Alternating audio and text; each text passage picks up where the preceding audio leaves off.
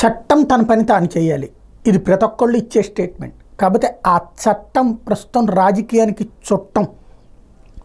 ఏ అంశంలో చూసినా సరే, హత్య చేసినా, హత్యా ప్రయత్నం చేసినా, దాడి చేసినా సరే వాటిని చట్టాలు చుట్టాలుగా మారి పర్యవేక్షిస్తున్నటువంటి పరిస్థితే ఆంధ్రాకి పట్టినటువంటి శాపం. పొంగనూరులో జరిగింది చూసాం. అదే సందర్భంలో ఇటు హత్యకి సంబంధించినటువంటి అంశం, దాంట్లో మామూలుగా ఖచ్చితంగా అది ఇద్దరి మధ్యన వ్యక్తిగత శత్రుత్వం.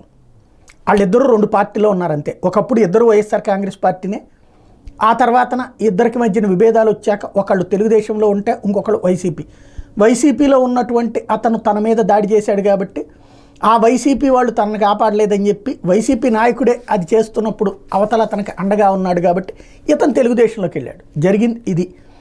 ఆ చంపినటువంటి వ్యక్తి ఇప్పుడు తెలుగుదేశం పార్టీలో ఉన్నాడు, చనిపోయిన వ్యక్తి వైఎస్ఆర్ కాంగ్రెస్ పార్టీలో ఉన్నాడు.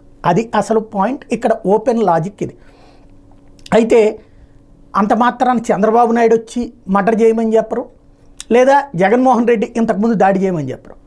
కానీ ఆ నేరాన్ని నేరంగా చూడటం అన్నటువంటిదే పక్కకు వెళ్ళిపోయింది. పర్యవసానం ఇవాళ పత్రికలు కూడా రాసుకొచ్చేటటువంటి వార్తలు. ఇదే సంఘటన జగన్ ఉన్నప్పుడు జరిగితే ఏమనేవాళ్ళు? అరాచకం. అందరూ ట్వీట్లు చేసేవాళ్ళు. వైఎస్ఆర్ కాంగ్రెస్, తెలుగుదేశం పార్టీ, జనసేన, బీజేపీ కూడా ట్వీట్లు చేసేవాళ్ళు. ఇప్పుడు ఎవరు మాట్లాడట్లా. దానికి తోడు రివర్స్ స్టోరీస్తో పత్రికలు రాసుకొస్తాయి.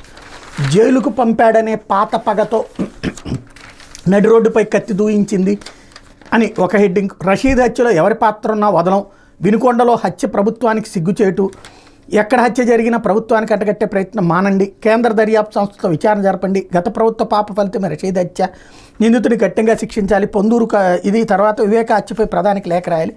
ఈ స్టైల్లో ఉన్నాయన్నమాట. ఓవరాల్గా చూస్తే జరుగుతున్నటువంటి ఘర్షణల్ని, నేరస్తులని రాజకీయ పార్టీలు దూరంగా పెట్టడం మానేసి పార్టీలలో మీరు చేరండి, లేదా పార్టీలో ఉన్నవాళ్ళు నేరాలు చేయండి, మిమ్మల్ని కాపు కాస్తాం అని చెప్తే ఇక ఆ పైన రాజకీయాలు ఎలా ఉంటాయి? నేర చరితులతో కాదు, నేరస్తులతో నిండిపోతున్నాయి.